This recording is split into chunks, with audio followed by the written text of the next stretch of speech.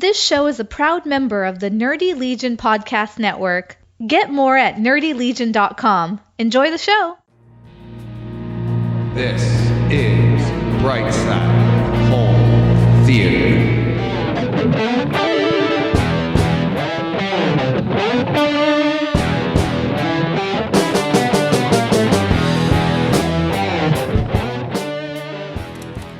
Hey, home theater nerds, welcome to the Brightside Home Theater Podcast, the podcast that's all about the experiences we have in our theaters. And I'm back. I'm DJ, and I'm here. Let's get right to Rob. This is quick this week. Rob was nice enough. Rob from AV Rant. You can find him on Twitter at First Reflect, or you can check out his podcast, AV Rant. Just go to the website, avrant.com. Great podcast. If you don't already know who he is, he's kind of like a home theater savant. The stuff he can recall and pull up about, from manuals and the home theater technical knowledge that he has is insane.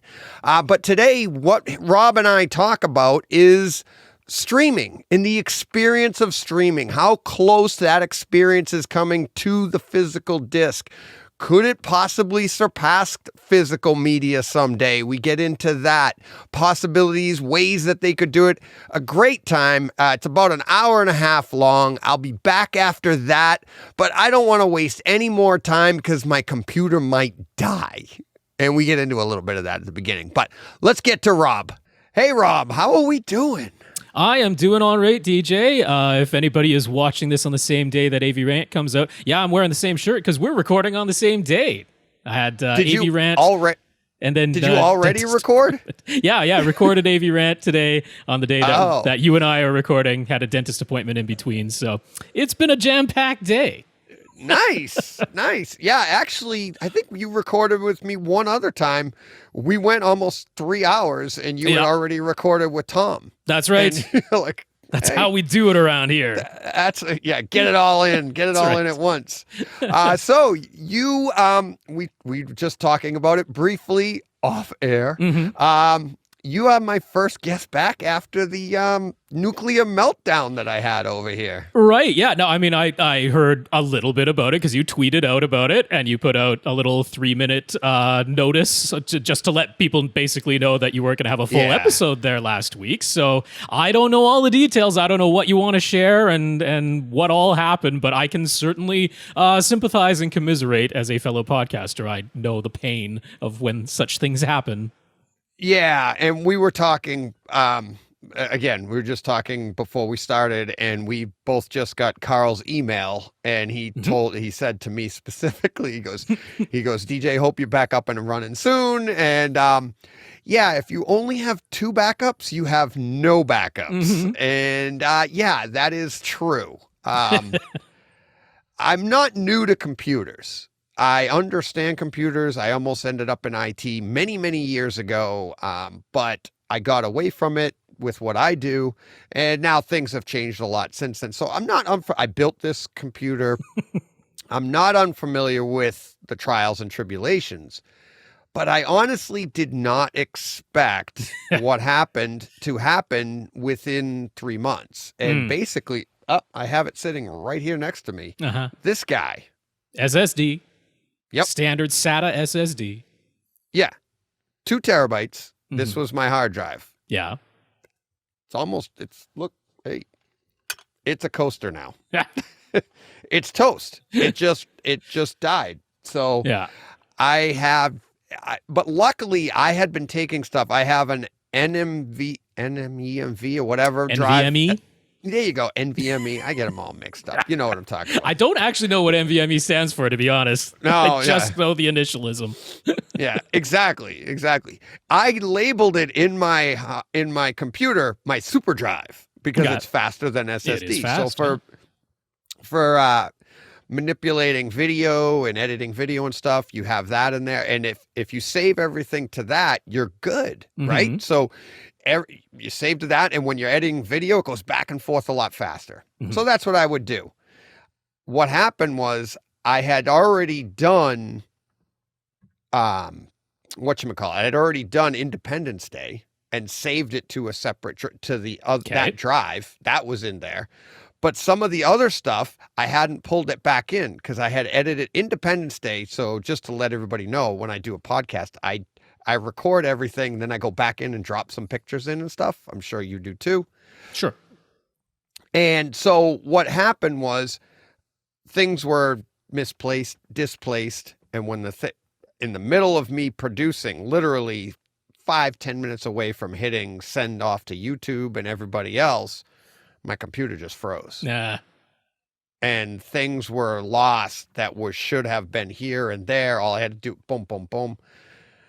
And I've just been rebuilding ever since. And I lost the whole Friday trying to figure out what it was. And I took the hard drive out, put it into a external hard drive adapter, put it into another computer, and nothing. So I lost everything that's on it. Dead drive. Yep. So I am in the process of making multiple backups, have the ability to clone it once a day, a week, whatever I want, and be able my hard drive. So I'll be all good to go there. Plus I'm going to run a RAID system on this computer itself. Man. And I am also going to be I'll be backing it up more frequently now to my NAS, which I was already doing as well. But You had your season 1 halt and catch fire moment, huh? Nobody had a vacuum cleaner plugged into the same outlet as your computer? No.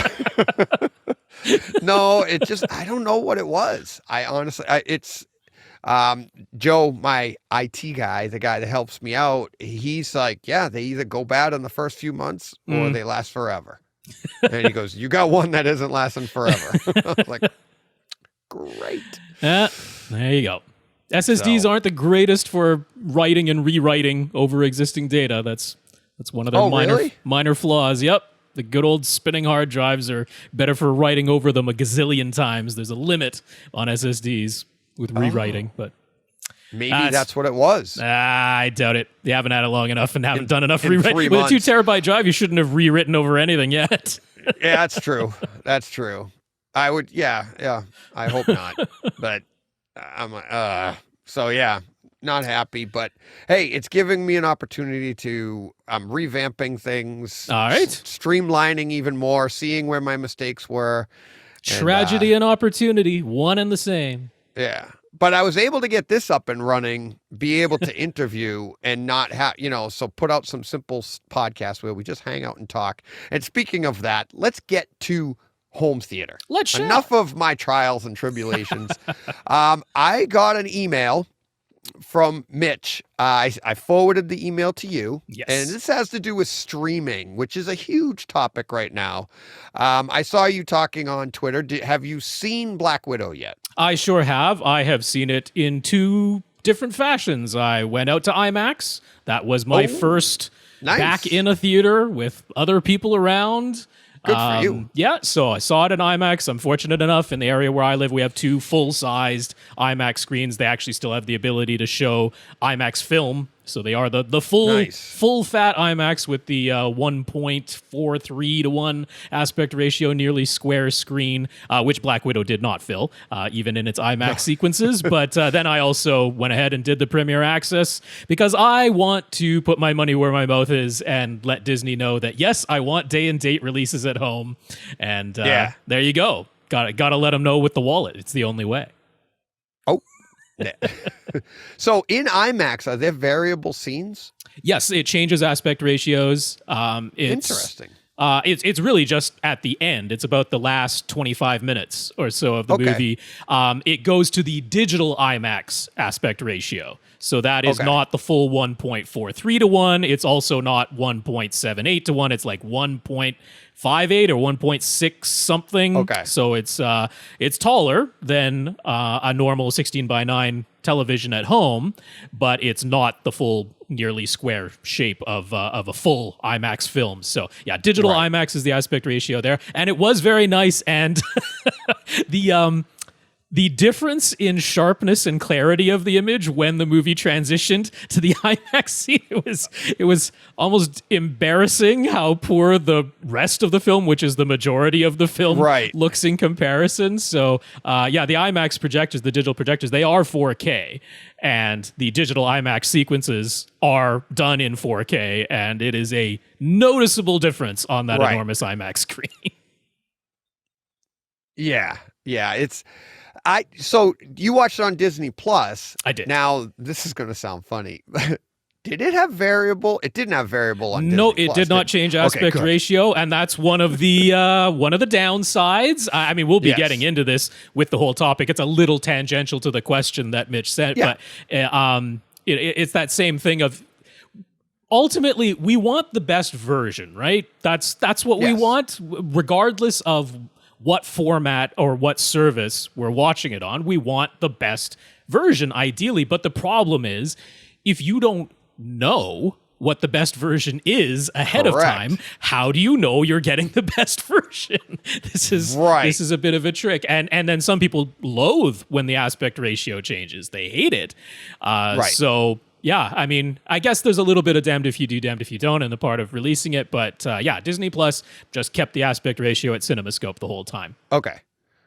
Because, and here's why I asked. I saw it was in CinemaScope, so I put up my black bars. You put up your masking. Right. And there was one time, I think it was Mandalorian. That's right.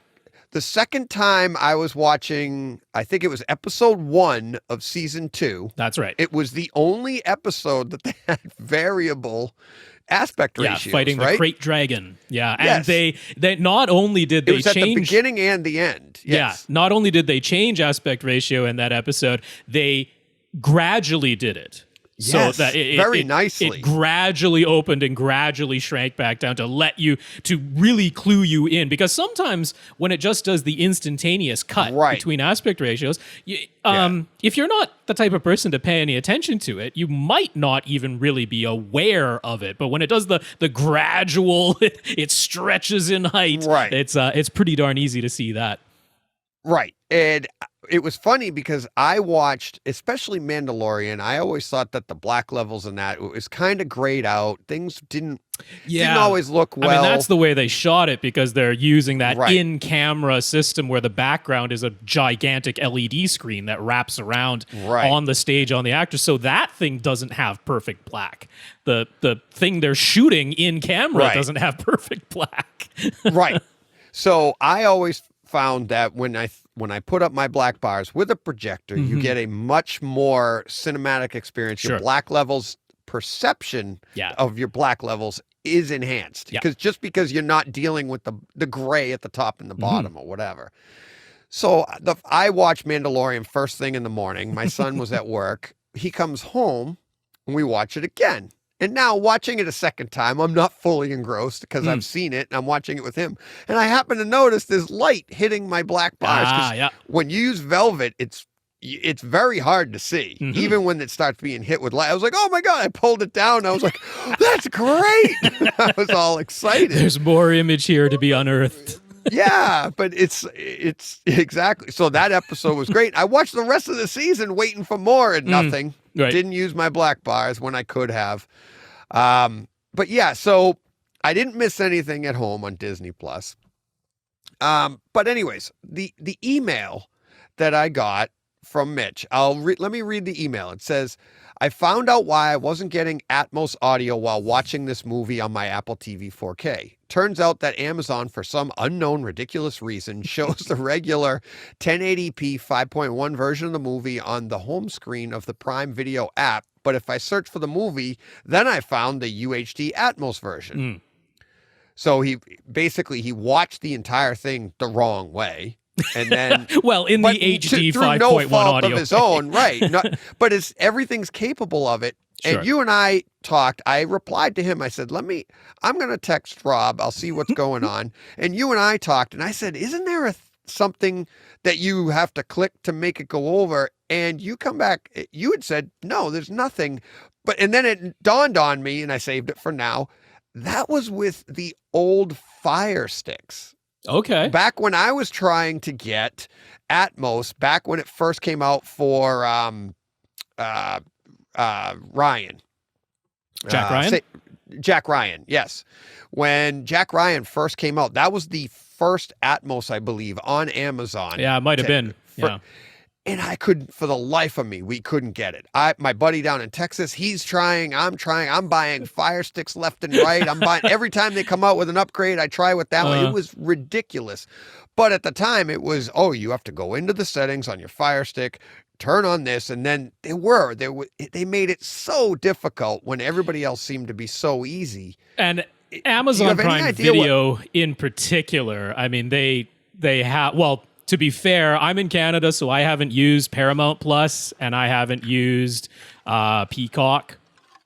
So okay. I'm not sure if their user interface is better or worse, but in my experience of what I have available to me in Canada, which is most of the services, Amazon Prime Video's user interface is the worst. There's no particular reason why when you search for a title, there should be multiple instances of that very same title. Why there isn't one instance of the title with perhaps options. Choose the quality level within that one instance of the title. I'd be fine with that.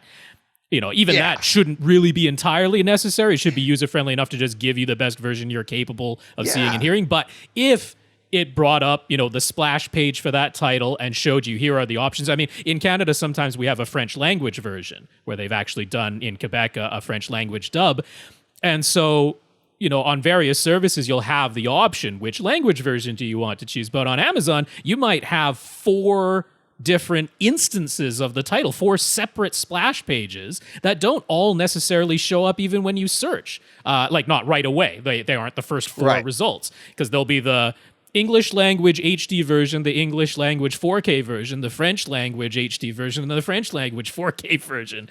And, to actually find all 4 of those, sometimes you got to scroll along the bar after searching. So that's a bit ridiculous, why they don't have a single splash. And that's on Amazon. The user can't do anything about that. That's what they're delivering to you. And that's what, for some reason, they've chosen to do with how they bring the titles to you and let you select what you want to watch. So that's tough. It is. And it's, I don't know, do you have any idea? I haven't seen that on Amazon since going to strictly Apple TVs. Okay. It's I do run a Fire Stick in one room in my house. My son has no problem with it. It's in our downstairs, right outside the theater, as a matter of fact, when my son hangs out, kind of a living area. And he loves it. He's like, it's fine. But it's just attached to a TV so that it has TV, right? There's no surround sound. Everything's running through the TV. Do you have any idea what Mitch is? I'm not trying to pick on Mitch and say what he's talking about. I know exactly what he's talking about, but I didn't think it happened in an Apple TV.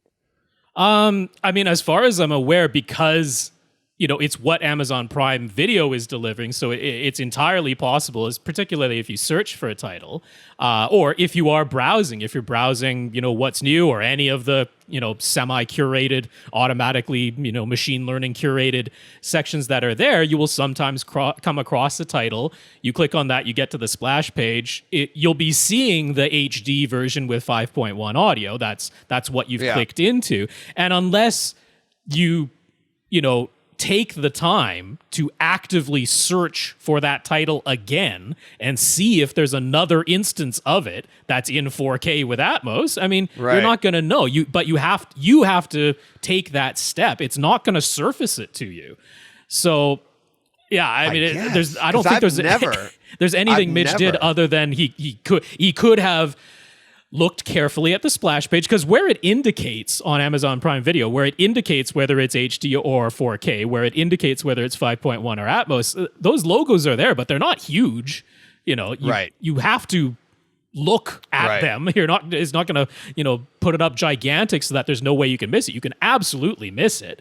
And so if you're just like, here's a movie I want to watch and I want to play it, and you click play, you very well might have missed that it's the HD 5.1 version. If you every time you're watching something on Amazon Prime Video, take the time to search again and perhaps scroll through the bar a ways to see if there's a second instance of it. Because even searching the title of whatever it is you want to watch with UHD added onto it doesn't always work. It doesn't this is an Amazon problem. I don't know what incentive they might ever have to improve their user interface. I mean, Amazon Prime Video is like a throwaway to them, right? It's what they want you to do is get Amazon Prime for the shipping. That's what they want. Amazon Prime Video is an afterthought. So, but they're putting so much into it. They are. The movie we haven't even mentioned. I know the movie that Mitch is talking about is Tomorrow War. Okay, yeah, that's which what was we're brand talking new. about here. It was brand new, and that was. You shouldn't have to search for that. It You should have shouldn't been have up to. there. Which he probably did. He went up, clicked on it. Yeah, it was probably right there, surfaced right there. Right. One of the ads.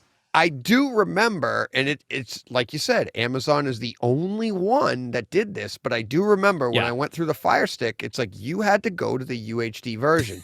But having gone to Apple, my Apple TV 4K, I've never even seen the lower version. To even, you know what I'm... They're still there. Never, only that, there's the possibility, I'm not saying this is what happened with Mitch, but there's a possibility when you first turn on your Apple TV 4K device out of sleep, and you just get the initial home screen, or now on the, what is it, tvOS 14 we're on now?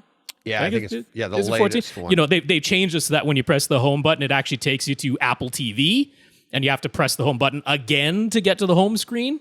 So by you can default, reset that though. Yeah, you can reset that, but by default, after doing the update, pressing the home button takes you into Apple TV. Now they run ads from other services within Apple TV, the Apple TV app on the Apple TV 4K hardware. Yeah, nothing confusing about that for consumers either. But within the Apple TV app, they run ads from the partner services, because they love you to subscribe to other services from within the Apple TV app, because then Apple gets a cut of that subscription if you subscribe to it within there. So I think it's entirely reasonable, because this is exactly what Apple wants you to do, and this is how they want you to interact with the device, is maybe he turned it on, maybe he pressed the home button, maybe didn't instantly realize after the update that he was actually inside the Apple TV app instead of the regular home screen that it used to be, and there's an ad for Tomorrow War right there on the splash page, and he clicks it, and it takes him to the movie, and it lets him play it, but it was the HD 5.1 version.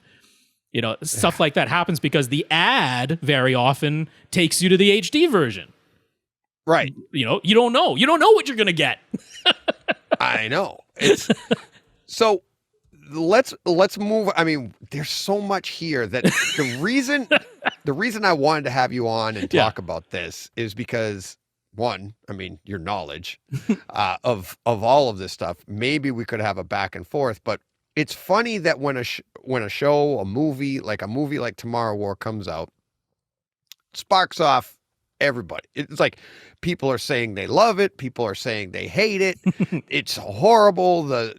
This, that, and the other thing, and they're making judgments on this. Home theater fans, that is. I'm not talking about the quality of the movie and stuff like that, but people are making judgments about this stuff, and I don't think it's fair to the makers of the whatever it is, the movie, whoever produced it, because I had an instance. Here's a real world instance where, and we don't know if that's the case or not, but Greyhound came out last year on Apple TV. Yeah, I loved it. I had a blast with it. I reviewed it as if it was a disc. It sounded that good to me. I had great bass response. I very visceral. I went over the whole thing, but I had a listener over in England, Steve, and he found that it like sound was misplaced, if I remember correctly. It didn't sound right at all.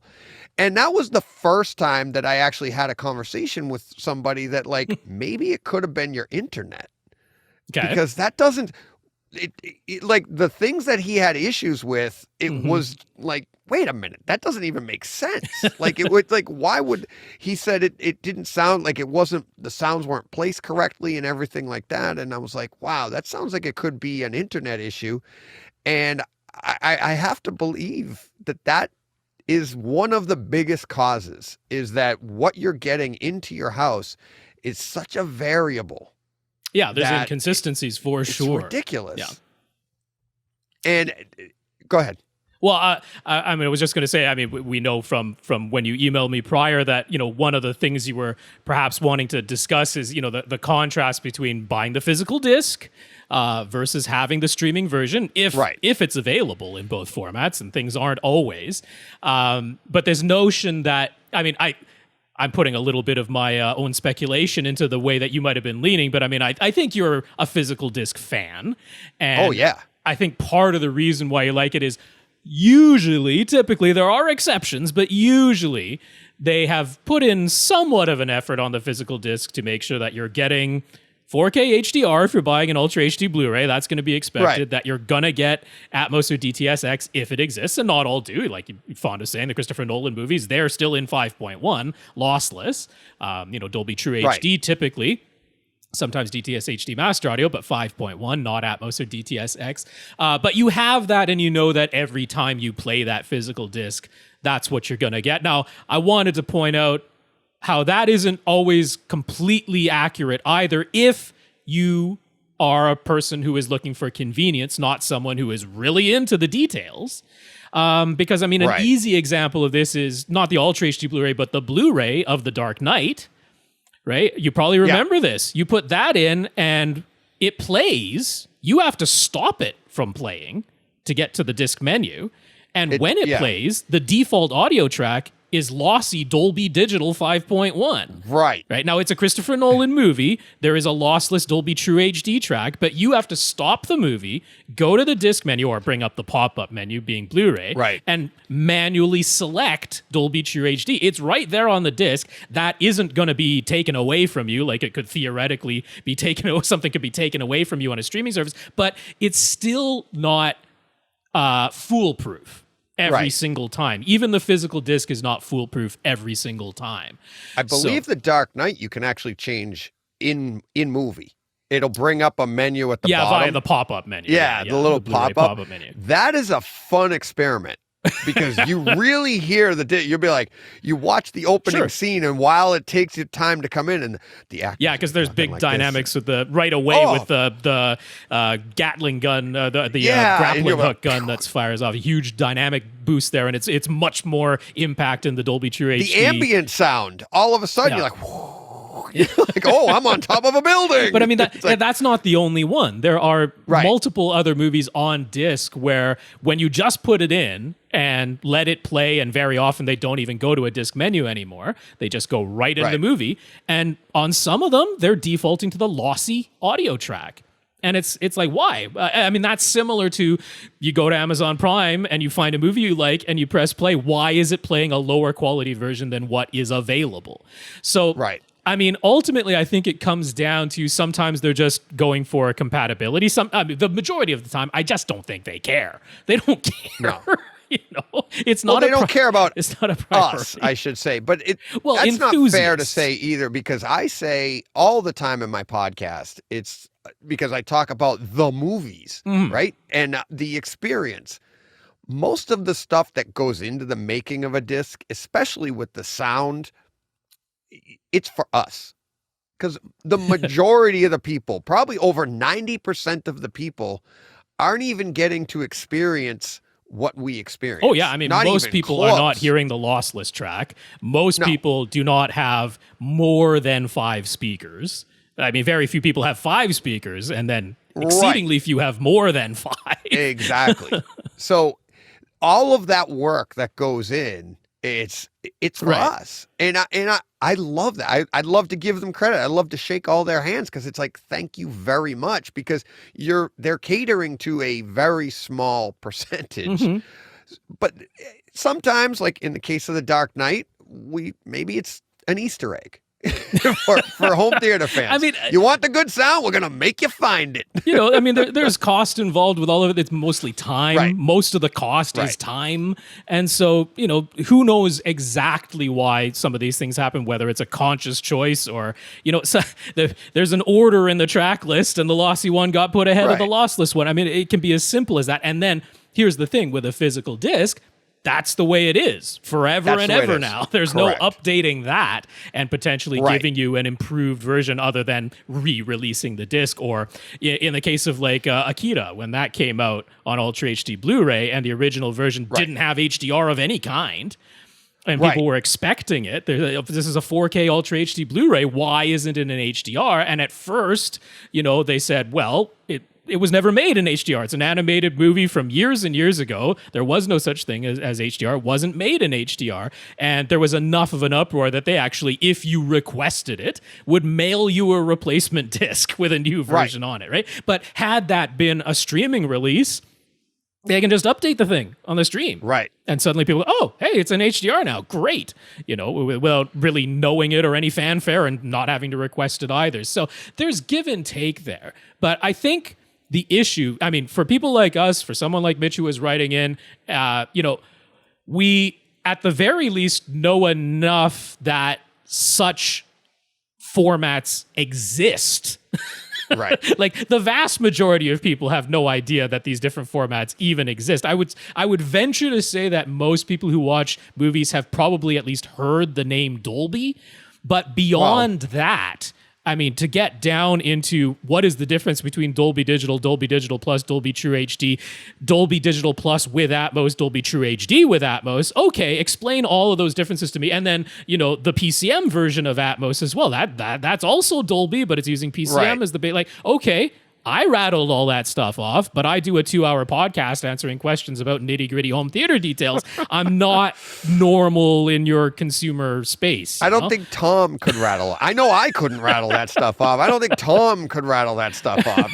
Dolby Digital. And I mean, so most people, I think if they just see Dolby or maybe the double D logo, maybe some people associate that with audio. I think that's a pretty small group of people ultimately. So when they think of it as noise reduction for their tapes. there might be, but I mean, when you don't even know to look in the first place, how could you possibly, request the better version?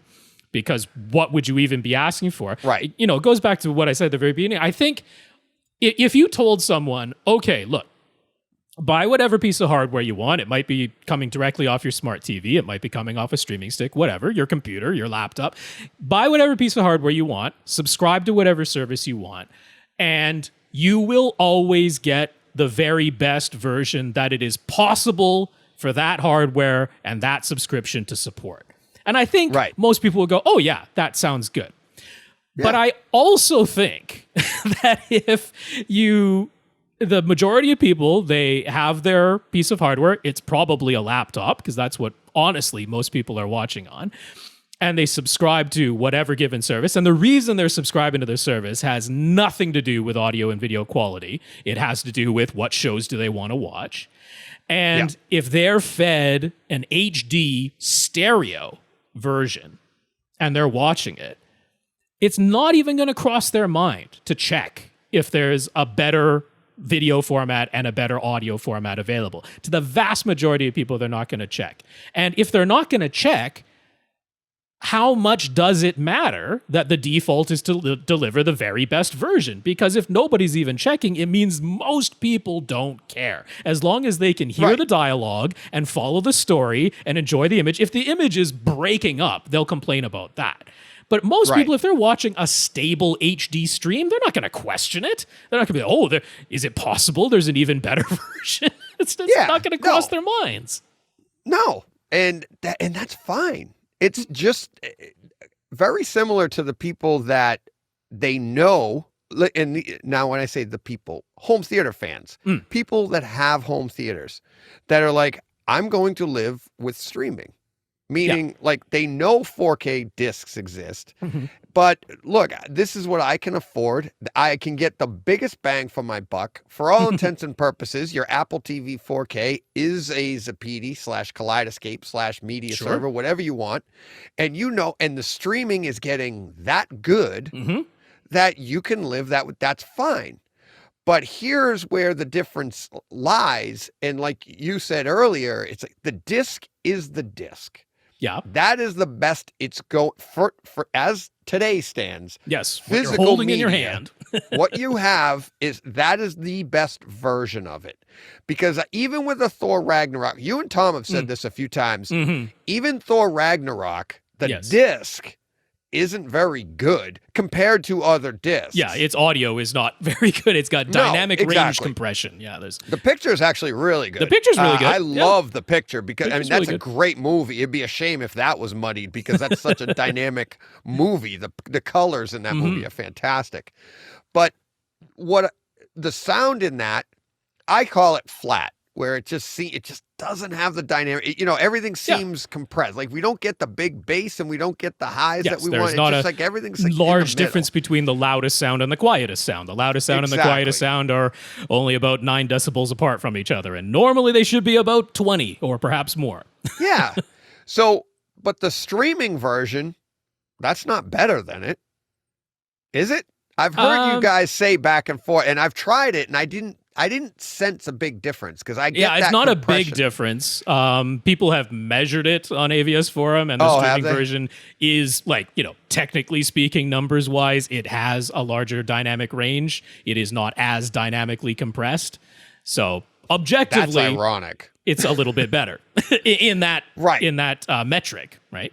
But the streaming version is lossy, and the version on the disc is lossless. How audible that really ends up being can be very debatable. The research that people like Sean Olive have done over at Harman indicates that once you have literally more than one speaker playing at a time, our ability to discern differences, between quality and formats goes way down. I'm talking just going from mono to stereo. It becomes very difficult for people to tell differences between speakers. You really can't tell between, upstream equipment, and then on formats themselves, lossy versus lossless. It's very tough for us to tell. Our brain fills in a ton of details that might be missing, which is the very algorithms by which lossy compression works. It says, here is what your brain is going to ignore anyway, so let's not bother wasting bits on it.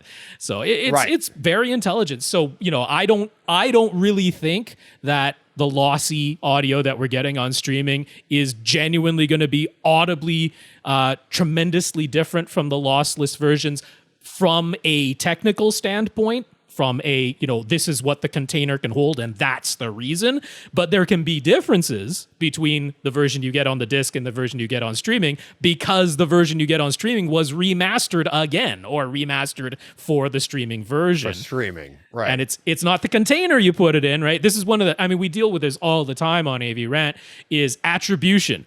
Why is this thing the way it is? And everybody likes shorthand. Everybody likes to simplify and says, well, the reason this is better is because it's on a disc. Well, no, that's not the reason it's better. Right. There's no reason why you couldn't download something off the internet. It's not on a physical disc and have it be every bit as good or superior to the version that's on the disc. The disc is not the thing. It's what do you put on there? And if you're putting two different things, then you can't blame the container that you put it in and say, well, that's the reason it's different is because of the container. No, you put something different in the container. That's the reason it's different.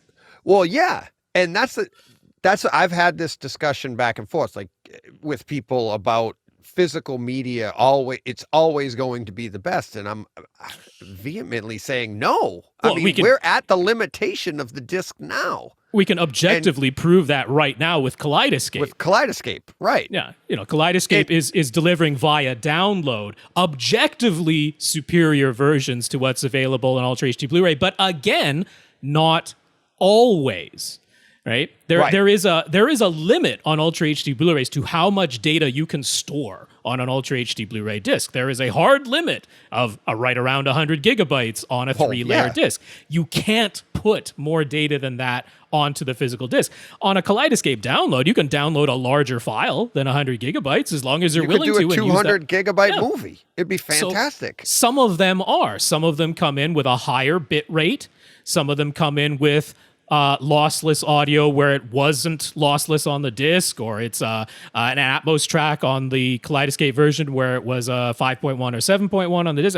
There can be differences there, but there are some movies on the Kaleidoscape service that are objectively worse than the version you get on disc. So again, you can't go all the way to the generalized shorthand of, well, I got it on Kaleidoscape, so I got the best version. I got a version that's even better than disc. Maybe you did. It is possible. Right. But it's also possible you didn't. So you can't go all the way to the shorthand of, because I got it on Kaleidoscape, I know it's the best version. You got to double check. And then we're back to that same thing. What are you even double checking for, right? What Kaleidoscape wants its customers to believe when they're being sold this by a custom installer, when they're being marketed to, they want them to associate Kaleidoscape equals the best. That's what they want. That's going to sell. Because if you're going to somebody and saying, hey, you shouldn't get an Apple TV 4K to get your movies. You shouldn't even get an Ultra HD Blu-ray disc player. What you should do is spend more than either of those things by a considerable factor and get a Kaleidoscape. That's what you should get. Right. And then the person says, well, why should I do that? And they can go through, okay, there's convenience, there's selection, blah, blah, blah, blah. But ultimately, what they want to be able to say is, because Kaleidoscape is the best. That's the selling. That's how you sell the thing, right? So, you can point to many instances of individual movie titles where that is true. The Kaleidoscape version is the best version. But it is not true in every case. Or at least equal to the best, but it is not true in literally every case.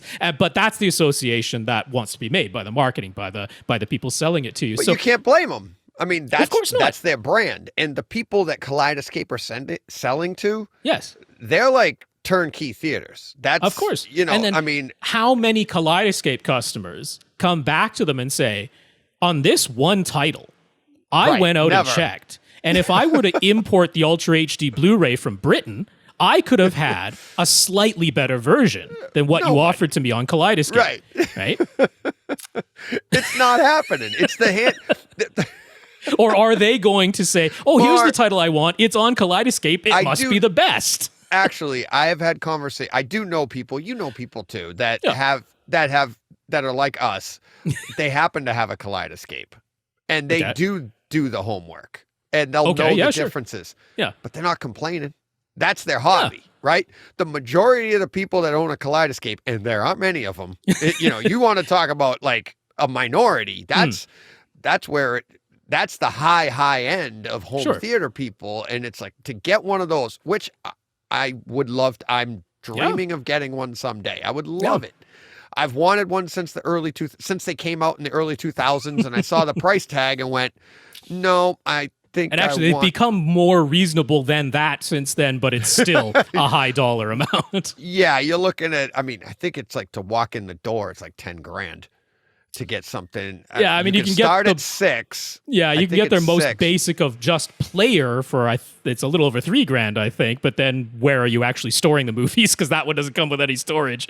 So, no, that's just the player. Yeah, that's just a and it's not as easy as just plugging in any external USB hard drive you want to. That doesn't work that way on Kaleidoscape. Yeah. It's nice. I like I said, I'd love to have one. Sure, but the market that they're going after, those people aren't going to be upset. They're not going to, so. Well, it's also a matter of, even if you are the person who's going to do your homework on every individual title you might want, and you're going to discover that every so often, once in a blue moon, the Kaleidoscape version is not the very best version that's available. You're still not going to drop Kaleidoscape because of that, because when you look at most of the other titles, Kaleidoscape does have the best version. So, of course, you're going to keep it. How much you're going to complain that one out of every, 25 titles is not, the very best version that is possible, but every other time it was. So, the other nice thing still has its value. Yeah, and not that this is a Kaleidoscape commercial, but the other nice thing is if they don't have the best version, when they get it, you get it. That's right. Because they did that early on. A lot of their titles were coming without Atmos when the discs had it, and then they just, they got upgraded. When they got the ability to put the Atmos in that title, they did it. that brings us back to the much more affordable, much more mainstream streaming versions of this, which is, of course, Apple. The example there where if you had purchased movies in originally iTunes and now Apple Movies, once they started offering 4K and HDR and Atmos, if you had purchased a movie back when it was 1080p and 5.1, all of a sudden in your library, without you paying anything, without you having to manually request it, you had the 4K Dolby Vision Atmos version. There it was. Very similar to Kaleidoscape, but at a considerably lower price. Now, is that version on Apple services the very best technical version? And no, it isn't. The video is more heavily compressed than it is on Kaleidoscape. The audio is lossy. It's not lossless, right? But you still got an upgraded experience, a noticeably upgraded experience. Right. Without having to pay more. So, I mean, if you look at, overall, in the broad sense, which companies are doing it closest to right? Closest to what I've said, my third time saying it now, the idea of you don't have to actively think about it. You're just going to get the best version that is available to you from this service. The ones that are doing it are Disney Plus, Apple, and Kaleidoscape. Those are the ones that are doing it. You don't have to request it. You don't have to think about it. If your equipment is capable of showing you the very best version, that's the version that's going to play. From those three providers. But with everyone else, even with the reason I don't have Netflix in there is because you have to actively subscribe to the highest tier of Netflix to get 4K Atmos. If you just go in there and get the standard subscription, you will never see 4K HDR and you will never hear Atmos. And how many people are taking even that one extra step when they're signing up for Netflix to examine, okay, why are there three different tiers and what am I getting? And do they care that only in the highest, most expensive tier, that's the only way to get 4K HDR and Atmos? Or are they saying, the TV, I haven't upgraded my TV yet. I got a 1080p TV. I don't have surround. I mean, are they even thinking that much? Or are they just thinking, oh, this one says I only get it on one screen and this one says I get it on two. Okay, I'll go for this one. I don't need 4 screens. I'm not going to pay for that. I think that's what most people are looking. I don't think they're looking at the quality differences. No, you're right. You're absolutely right. And nor should they, to be honest with you. If they don't, I mean, it's the smarter choice if you don't have it anyways. No. If you don't have Atmos, you don't have a 4K that's why I TV give Disney Plus credit because at least for now, while they're still, just whatever they can do to get more subscribers, eventually they're going to have enough where they start saying, okay, it's time to start upping the prices and tiering things out and maybe adding ads. Disney's not above doing those things. Right now, they want to attract people. So they're, okay, there's one tier. It's a single tier. You can pay for a whole year at once at a discounted price if you want to. You can bundle it with our other streaming services at a discounted rate if you want to. But there is one price to pay. And if you pay that price and you have the equipment, or if you upgrade your equipment from what you have today, you will get the very best version that is available to you. You don't have to search for it. You don't have to press any buttons to activate it. It's just going to happen as long as your hardware supports it. Yeah. No, that's a great point. Now here's where the difference to me, this is the biggest thing, is that when you're streaming stuff, I said it earlier, you're downloading it while you're watching it. And there are so many variables there, like I talked about with Greyhound. I had a firsthand experience with this with Loki episode 4. Mm-hmm. Are you watching Loki? Oh, yes. Okay. Right up to date on that. So, all right. So this isn't a spoiler or anything, but in episode 4, remember he goes to the library to check his little computer thing, and he's in the library and he's in between those bookshelves. Yep. Right? On either side of your screen are the bookshelves, and they're in, like, basically it's black. It's like having black bars on the side. They're in shadow, yeah. Yeah, basically. Dark shadow. Yeah.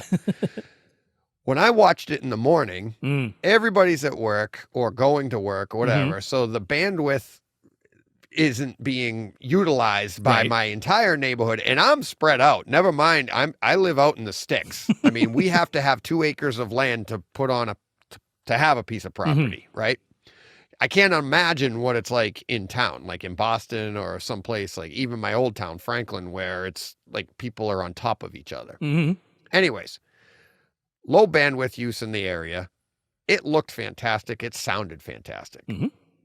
That night, my son and I sit down to watch it, and I'm looking at those bookshelves, and there's it's black crushing going on left. Digitally. I was like, what the? Like a big macro blocking mess in the shadows as is I was like, frequent in bit-starved data. Yeah. I'm like, oh no, did I miss that in the morning? Because I was so enthralled with what was going on. So I went upstairs I got in bed. I ended up watching the whole episode again on my TV up there. And that's just a crappy 50-inch TV in my room. I'm like, nothing. I'm like, that was weird. But that was later on. I went back the next morning, put it on again. Nothing. No crushing. Nothing. So the only thing I could imagine is the bandwidth was being utilized. Sure. So I got throttled down, and they're like, well, we're going to give you what we can. Sorry. Yeah. You're not getting all the black levels that you're supposed to get there. We'll give you a little bit of it. They would rather that the show continue in a lesser quality than literally pause the stream, allow it to buffer, and then show it to you in the higher quality. Because I completely agree with that decision. Most people would much rather have the quality momentarily dip, but the movie continue to play versus having the movie literally stop for a while. Right. Most people would never know it dipped. Absolutely. I'm on a 110-inch screen running a projector. It needs all that information. Otherwise, I'm going to see it. The funny thing is, my son never saw it. Ah, right. He didn't notice it. Had he seen the first time, he had no point of reference to compare it to. One, he had no point of reference, and it was the first time he was watching the show, so he was really into it. And he's focused on the middle of the screen where the lit-up character is, not the edges where nothing is moving. Exactly. I'm like, oh, and I also do this. Yes. You know, he cares. He likes to point stuff out too, but he didn't notice it, and I didn't mention it to him purposefully because I wanted. After that, I started seeing it. They get a close-up on his little handheld, and there's dark shadow at the top. That's all being crushed. Oh my God, I was mortified. But I thought it was a great example of this is what people are going. Home theater fans, our listeners are going. That was horrible. Well, no. You got to watch it a bunch of times. So you mean like people who are like actively reviewing the stream and critiquing, and criticizing the quality, the image quality and the audio quality. Yeah, and I think to me, when you're streaming, you never know. You never know. Not 100%. Not 100% because you don't know what started on the other end of the stream. Yeah. I mean, you pretty much have to do what you did and more than just twice. You have to go through it multiple times to see if there's a difference. Like I did that. For me to find out it was 3. It was 3 times because I had to double check and make sure I saw it right the first time. And then many times since. But a similar thing with X-Men Days of Future Past, which for me is streaming on Disney Plus, and the Canadian version they've got Star, which brings in pretty much all the Fox and Hulu content. Not all of it, but a good portion of it makes Disney Plus a good value in Canada. But they have X-Men Days of Future Past streaming on there, and right near the beginning where the camera is swooping in and it's going through a building that's had a hole blown in it, and the camera goes through, and again it's in those shadows in the shadowy area of the the hole that's been blown in the building. I'm looking at that. I'm like, oh yeah, look at that macro blocking mess in the shadows. And similar thing. I was like, okay, is that just because of the time of day that I'm streaming it? Is the device I'm streaming it on? I mean, I'm fortunate enough. I've got smart TVs, Apple TV 4K, NVIDIA Shield, a couple other streaming devices too. I can check around and say, okay, was it the device? Was it the display I'm watching on? Is it the time of day? I can go ahead and check those things. But it didn't. In that instance, it did not matter. I could change any variable I wanted, and I still had that macro block in the shadow. So at that point, I feel pretty confident saying, okay, that's what happened to that particular movie on this service. It was compressed enough in that moment, in that scene, that there's macro blocking in the shadows and you're not going to get away from it. But the interesting thing is, a year from now, maybe it's improved because on streaming, they can replace the version that's sent to you, and they, internet bandwidth is only going to keep increasing. It's not going to go down. Compression algorithms are only going to continue to get better. So in the same amount of bandwidth, a higher quality image can be sent to you. And so all of that is done not with your input on their servers somewhere. If they decide to upload a better version to their servers and that's what gets streamed out to you, then that's what you're going to see. And now it has changed. Whereas if there were an image quality problem on a physical disc, then yeah, it's stuck there. That will always be there until there's a reissue. Right.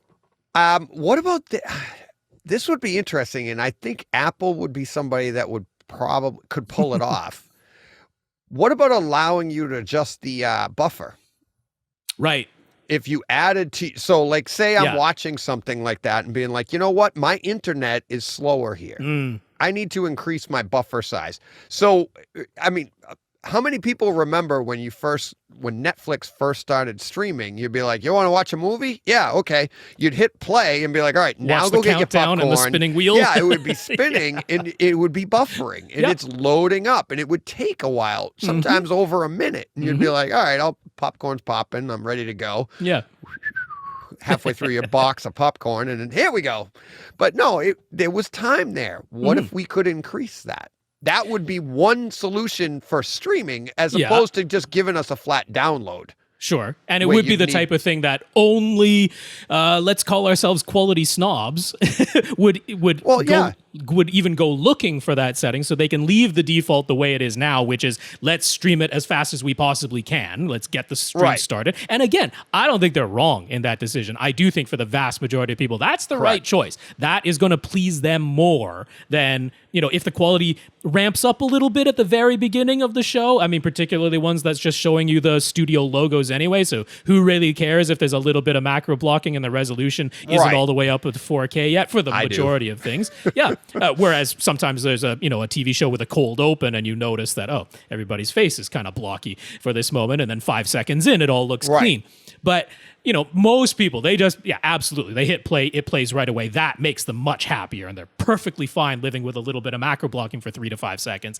But if you do care about it enough, if you are a quality snob like us, then you might go searching for that setting. So I agree with you. Absolutely. That'd be a great setting to have. I think the closest thing we do have right this second is on mobile devices where you can download. Right? You can download and watch offline because then you're getting whatever is the best available version to download on a mobile device. Big caveat there, because that usually isn't literally the best available for televisions. But if something like that, the streaming devices we have, if it is an Apple TV 4K or it is an NVIDIA Shield, they have some storage built into them. Not a ton, but that could easily be increased. So if you start selling the hardware with even, 128 gigs or something like that of storage on board, you could have the option to download the movie. Now you're getting pretty close. I mean, you'd be reusing that storage over and over. You wouldn't be keeping it and storing it on that hard drive forever just because of capacity. Right. But now you're getting really close to what Kaleidoscape is offering.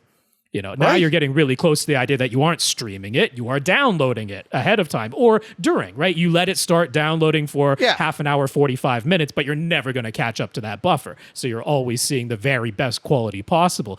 Yeah, I mean, I'd love to see options like that for the enthusiast home theater crowd, but it does bring to mind, is that worth any of these companies' effort and time and expense to make any of those changes?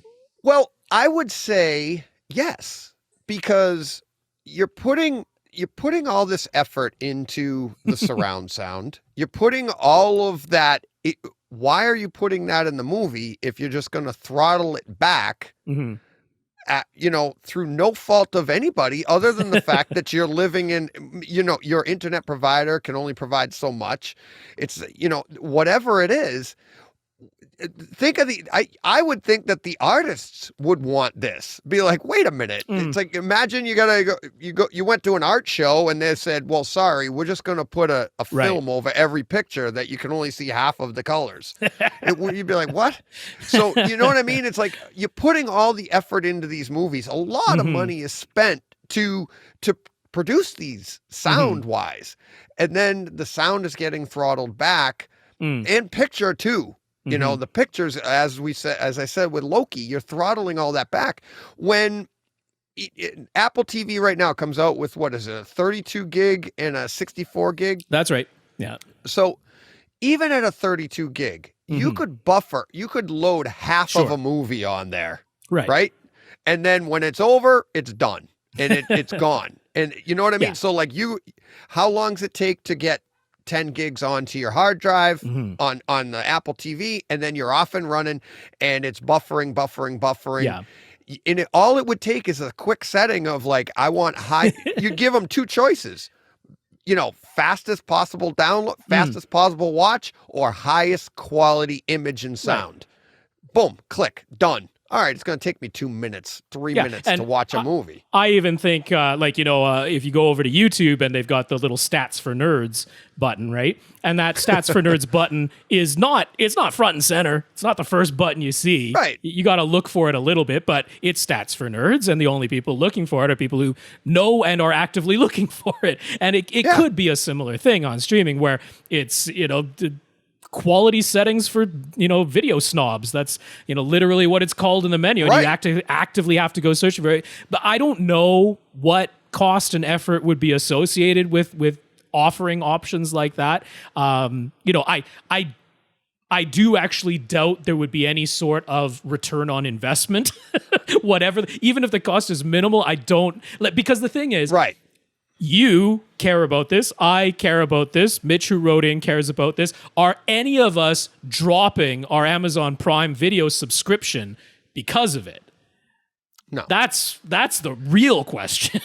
No, but at the same time, to me, it's the next step in the evolution, right? It gets us that much closer to what I believe they all want to do in the first place. And people are going to get angry with me. Physical media fans are going to get mad at me, but they want to get away from that. They don't want to press discs anymore. They don't want anybody to own a movie. They never have. Correct. They want you to pay every single time you watch any portion of anything they own. That's what they want.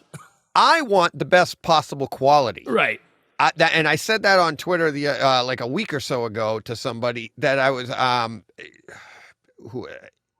High Def Disc News. He was talking about physical media people, and I said, you know what? I am a physical media fan right now, but ultimately my entire life I have been the best possible quality media fan, right? And that was Laserdisc, or even before I could afford Laserdisc, best possible for me was SVHS, and then Laserdisc.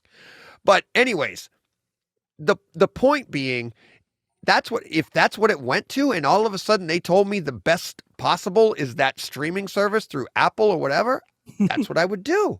I don't have to own it. I just want to be able to click it and get the best possible version. And I'll go to any lengths, as you and I know, that's what we do. Yeah. You have a 2-hour plus podcast of everybody trying to go to every length possible to get the best possible version, right?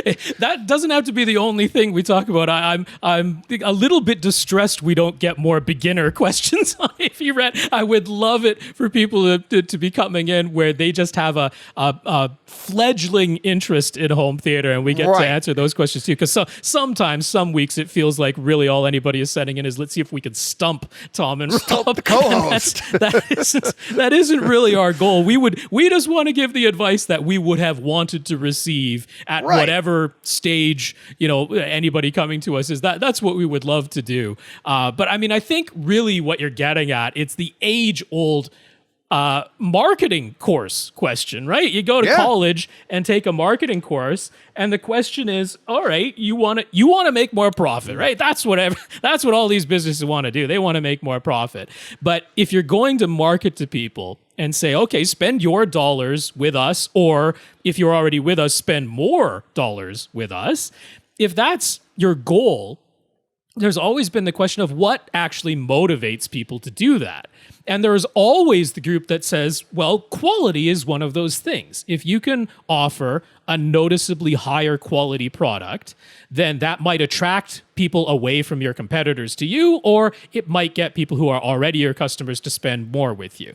And that argument is made often, and it's neither all right or all wrong. because there absolutely are instances where there's certainly the reverse, right? Where a very low quality product will cost you profit, where people will leave you for one of your competitors, or they will, stop being your customer if the quality gets too low. But ultimately, any Business 101 course, it's about calculus. It's about the maximizing.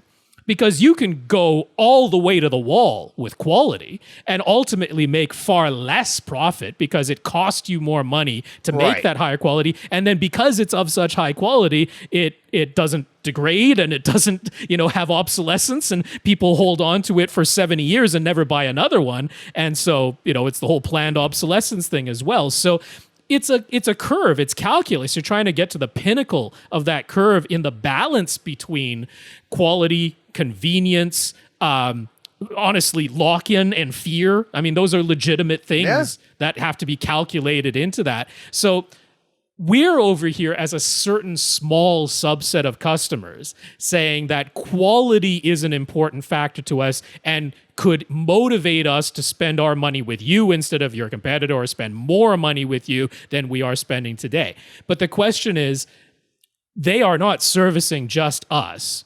What is the cost-benefit ratio? If they allowed options that service us, would that be worth the cost they're putting into it? It's all a calculus experiment. I mean, this is why I think that when you look at just the business practice of it, Disney Plus is doing a remarkable job, because they are, with a minimum of friction to almost any potential customer, doing a really good job of delivering what a wide swath of different customers want.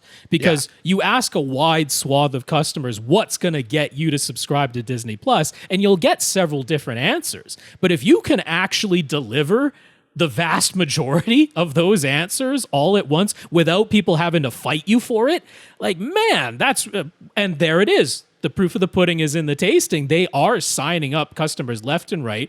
Black Widow just made $60 million in 3 days on something that, if you are already subscribed to Disney Plus, if you're just willing to wait 3 months, you don't have to pay an extra $30. But enough people did that they made $60 million doing that on that service. They're doing something right. Well, that's it. But that's perfect segue to Disney Plus has their two sets of fans that fall right into our wheelhouse, the home theater fan, right? They have Marvel fans and they have Star Wars fans. Sure. Going to Disney Plus. I'd say Pixar fans too. Yes. And I mean, actually, but I would say as far as home theater goes, those are movies that you love in your home theater. Most home theater fans are like, whether you like the movies or not, or whatever, you'll be like, oh, things go boom, yay.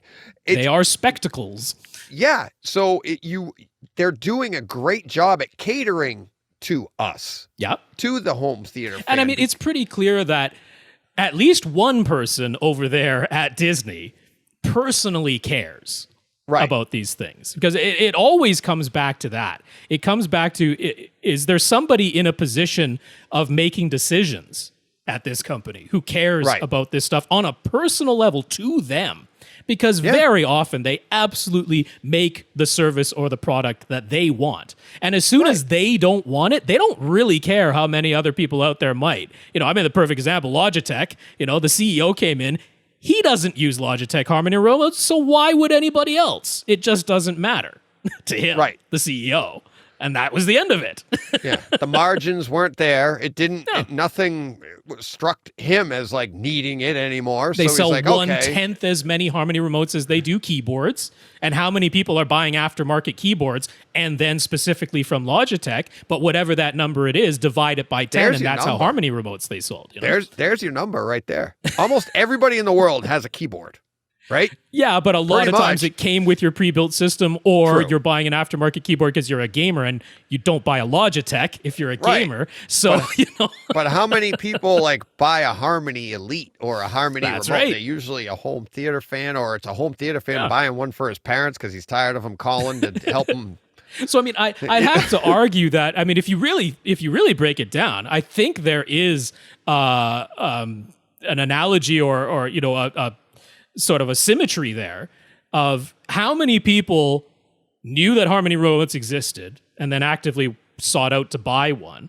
I know people that didn't know they existed and they have one. Sure. Because I'm the one that bought it for them, and I'm like, "What's Harmony? Yeah. The thing in your hand?" That's right.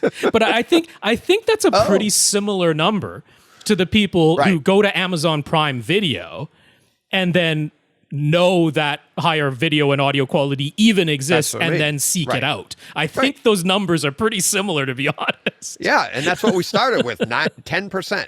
Yeah. At tops. It would be, 10% of the people, we said like 90% of the population would never even care about any of this stuff. Yeah.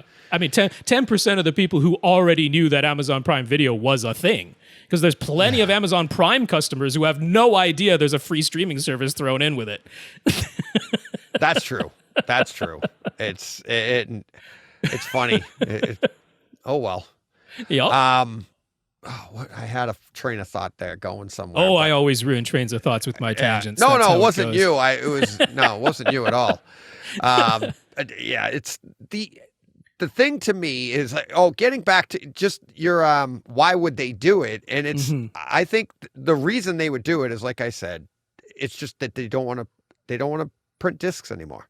Sure. And it's just a lot easier to not do that. And how do you get people like us off of the physical disc? And you have to offer something equal, find a way to offer it equally but in a different way. It has to be equal quality to a disc or better. Or better. Sure. And we're getting there. We are getting there because yeah, how often do I actually turn on Disney Plus or even Amazon Prime Video or Netflix or HBO Max? And, I am keen-eyed enough and knowledgeable enough to recognize if I'm not seeing a version that could be better on the disc version. Right. But how often is it so much worse that it's enough to, one, make me even stop watching this version of the movie and go get the disc? That's one step. And then second, even if I did that didn't cost any of these subscription services any money. It would have to be so bad that I cancel my subscription and never come back. Right. How often is the video and audio quality that bad? And I would argue 0% times is it that bad. Right. You're right. And that's how they make their money.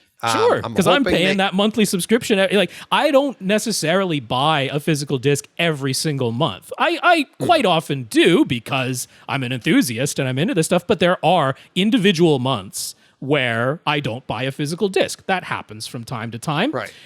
I'm paying that monthly subscription to these services. Yes, it's possible for me to go month to month to only subscribe when I'm watching something, but they know this is why they love subscriptions. They know most people are like me. Yep. Once you're subscribing, you don't cancel it every month and only resubscribe when you're going to watch something. There are definitely months where on some of the subscription services, I have literally watched nothing that month on that service, but I paid them their money for that 1 month so that if I wanted to watch something, I could just flick it on and there it is. Yep.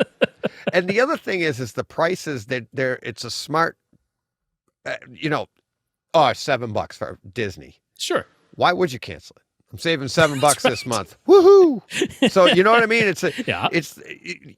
It doesn't sit. Whereas HBO Max, I could. I mean, if and I Netflix went a couple on the highest tier now, that sucker's up there and close to $20 now. That's right. That's getting cable prices, man. Exactly. All right, let's wrap up with I just wanted to get your thoughts on two things. Okay. Let's wrap up with something fun here because this hasn't been fun so far, right? I bring a different flavor to Brightside Home Theater where the brightness has been dimmed. No, not at all. I was being Shadow sarcastic. Home Theater. That's Side Home Theater. I know, you're Canadian. You don't understand it. That was my Irish American sarcasm. Okay, it's always fun. I just call you in the middle of the day just to talk if you'd let me. No. So, anyways, let's lead off with Tomorrow War. Let's do. I just want to get your quick version on what, not the movie itself, but the experience in your room. What did you think of Tomorrow War? And then we'll talk about Black Widow. So let's go with Tomorrow War first. So full disclosures here, I have not watched the entirety of Tomorrow War. I haven't gone through the entire movie. Okay. It's time, man. There's more to be watched than there are hours in the day. So the problem with trying to get that from me is that Tomorrow War, being on Amazon Prime Videos, so Amazon Prime Video. Okay, so that one is okay, except that I don't know if I was getting the Atmos version, to be honest with you. I did hear you say that. I thought I heard you talk about that. Yeah, there are differences sometimes just between US and Canada, and we don't always get everything identical. One of the big issues is that we don't actually have HBO Max in Canada. We get the HBO content through a service called Crave, and Crave is limited to 1080p and stereo. Not even surround sound. Oh, wow. So, I watched Zack Snyder's Justice League in 1080p standard dynamic range in stereo. That's how I watched Zack Snyder's Justice And you don't have the League. disc yet up there, do you? I don't have the disc, yeah. So, I imported the disc for like $85. I don't think content-wise it would have changed my opinion of how the movie was edited together, because if it looked and sounded better, it wouldn't change the editing. It wouldn't change the acting and the storytelling. So as far as the content goes, it doesn't make a difference. But yeah, Tomorrow War, so Amazon Prime Video, Amazon Prime Video always seems to be a step below. A step below Disney Plus and a step below Netflix. They don't come in with the same quality. I think if you actually capture the bit rate and look at it, it is lower. I'm pretty darn sure I didn't have Atmos going. I'm pretty darn sure I just had a 5.1 audio track playing on that.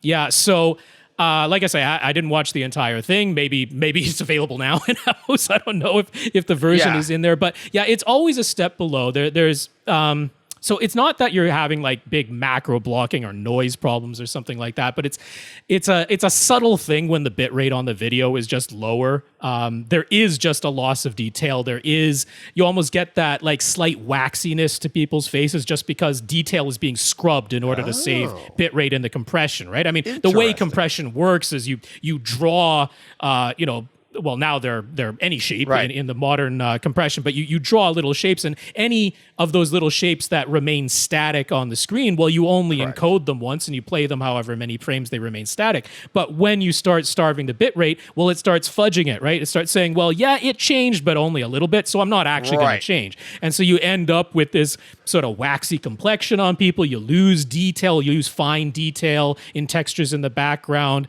The sky doesn't have gradations to it. It's all just kind of one shade. And so, it's just that higher compression that's being applied to it. And by and large, Amazon Prime always seems to have that look, and it's bit starved. It's just higher compression. That is super interesting because, I mean, obviously I didn't know this before I asked you. Otherwise, I probably would have led with that. Okay. Because I think, I don't know if you saw my video, I think it's awesome.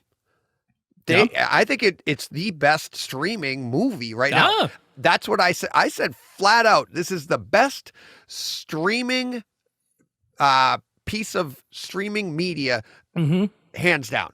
And my son said, he goes, you think it's better than Snyder Cut? And I said, Snyder Cut's out on disc. So name me a streaming. Now that's what I'm putting out. I think it is the best because it had unreal dynamics for streaming. It was very, very close to disc quality. There were times my son and I are watching it and I was like, I can't believe this isn't a disc. The picture was that crisp. I thought the sound was that dynamic. It was a visceral bass. It had everything that you would want. If it blows away Ragnarok. There's not a high there's bar no right there. Technical reason for any audio format. I'm talking the container that you put it in.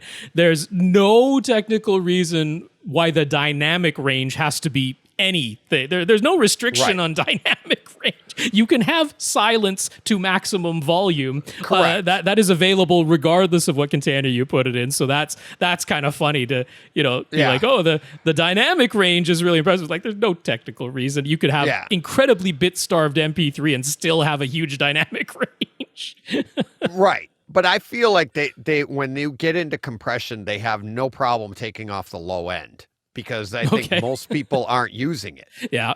You know what I mean? So they're like, that's very easy to save right there. That's just a guess on my part. It's like, like, hey, take this out because most people like the real LFE channel. Yeah. Let's reduce that. Cut it right in half because who cares? A little tangent there. I mean, that's happening on discs too. I mean, there's the entire BEQ thread over on AVS Forum where it's just people analyzing every movie that comes out, streaming or disc. Yep. They're capturing the bit stream of it, analyzing the audio bit stream, and just pointing out that a ton of movies, for whatever reason, the studios have decided to actually, I mean, they are applying a high pass filter to the low bass. It's nothing to do with what container they put it in. Zero to do that. It's not what format it's released on. They're just going ahead and applying high pass filters to stuff now, so that sometimes your 20 hertz bass, it's technically still there in the recording. It's just 36, 48 decibels quieter than it ought to be. Yeah. Yeah. So, but that's interesting though, that your experience of Tomorrow War isn't even close to what I experienced. No.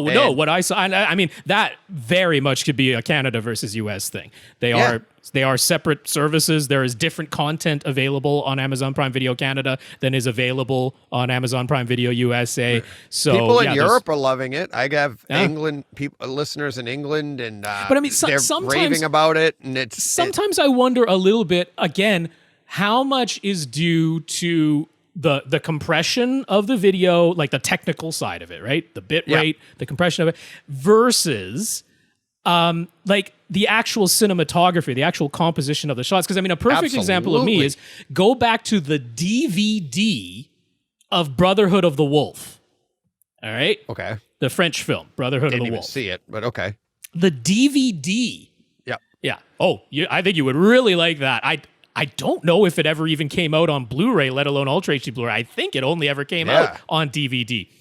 The DVD of that movie, okay, it's DVD. On a technical level, there is zero question that the resolution is lower, that the range of colors that format can show is smaller, all right? We're back to SMPTC colors, standard definition, not standard dynamic range, which of course it is that too, but standard definition back on DVD. But because of the cinematography, the shot composition, the costuming, the choice of color palette, all of that stuff, that movie on DVD looks more visually sumptuous, right? Just subjectively looks more visually pleasing than a ton of Blu-rays.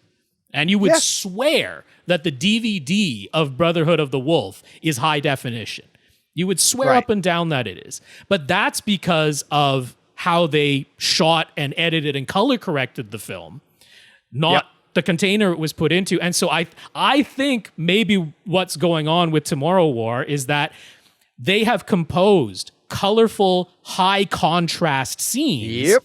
So what I'm seeing, because I have no argument there, it is a sumptuous looking video. But I'm seeing this. I got to start using that on Brightside Home. Yeah. But I'm seeing movie. I'm seeing this bit of again, it could be entirely that if I saw the Amazon Prime Video USA version, I wouldn't see this, but I was seeing some of this waxiness to things, some this individual shade of things, and I'm like, I don't think it was shot that way. I think that was the compression. Right. Because the rest of the movie doesn't look like that's how it was shot. That looks like that's the compression algorithm. It's doing the best it can with the bits it has available.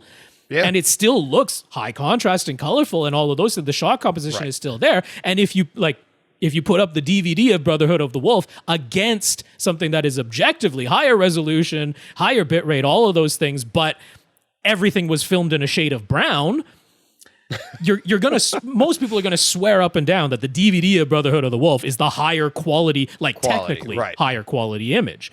So I think there's some of that going on with there. I think some of the choices in the shot composition, the cinematography, the lighting, the costume design, all of those things, and the color timing that was done afterwards. I think all of those things combine to allow something that's bit starved to still look visually pleasing to the eye. Correct, and that's why. I've been saying that for a long time about Netflix.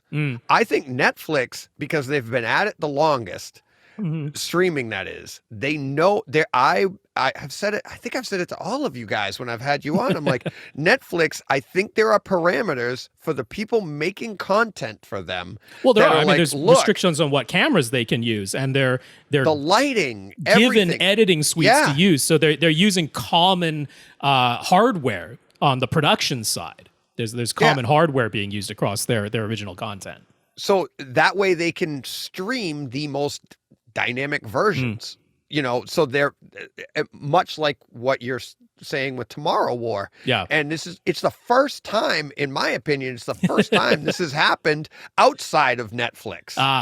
And that's why I think Tomorrow War looks so great. I'm like, not just because it's not with Netflix, but I'm like, finally, somebody's doing something. And people are, and it's funny because like, if I saw your version, what you're describing, I'd be like, what is everybody talking about? This looked horrible. Well, I don't know about that. I think I keyed in on something immediately that was different. I don't know. It would be an interesting experiment to see. Yeah. To see if those differences are spotted because, I guess I'm trained enough to know what compression looks like. It doesn't change the color and the contrast. Those things can still look great, but I can see when the compression has been applied. Right. And so, all right. Black Widow. Yeah. What did you think of that? On a technical level? The experience. How was it you watched it in your theater, right? Yeah, and I watched it in IMAX. And you watched it in IMAX. Okay, it was better at home. I'll say that. Other than I wish it had the IMAX ratios. I really do. I like changing aspect ratios. I kind of wish that when it goes to IMAX at home, when you have the Ultra HD Blu-ray release and it switches aspect ratios, that they wouldn't just go to 16:9, that they would actually put pillar box bars in and give you the entire height of the IMAX image. I wish they would do that. So that's how much I want aspect ratios to change if it's available. So that was the one and only negative of the home version on Disney Plus via Premier Access versus seeing it in an IMAX theater. The one and only downside was that it didn't change the aspect ratio. And honestly, would I know if I weren't reading that, yes, there is an IMAX version and some portions were shot with IMAX cameras in IMAX aspect ratio? Would I have known if I had not seen it in an IMAX movie and therefore known the bits of the top and bottom of the image that I was missing when I watched it at home? So that's an interesting question right there. But look, I don't have any Dolby cinemas in my area. I don't have the option to go to a commercial movie cinema and see anything in HDR. It's just not available. Everything I'm seeing at a commercial movie theater in my area is standard dynamic range. And the HDR experience on Disney Plus in my home theater I'm watching it on my Z9D Sony LCD because that's the bigger screen I have in my dedicated theater. But I also put on select scenes on my OLED, my 65-inch OLED. And I mean, watching it on either of those displays, especially the OLED, which awesome as that Sony Z9D, Master Series full array local dimming LCD is, it's a great television. OLED is even better. And seeing it on there and seeing it in Dolby Vision, in HDR. They used HDR well. I really like it when HDR is composed well, where the whole idea is it isn't just brighter. It's that you have dark things and very bright things, small bright things next to each on other. The screen at the same time. That's high dynamic range. It isn't just everything's brighter. So, and they did a very good job of that. And right away, they have the sunlight coming in through the branches of the tree while she's bicycling right at the beginning, and instantly, for someone who's into this, I don't know how much the average person would have looked at the IMAX version that I watched and then watched the Disney Plus version on a nice HDR display and instantly been able to recognize, first of all, if the image looked different and which one was better and then why. could a normal, non-technical person explain, even notice it to begin with and then explain why? But, to my eye, very clear difference instantly.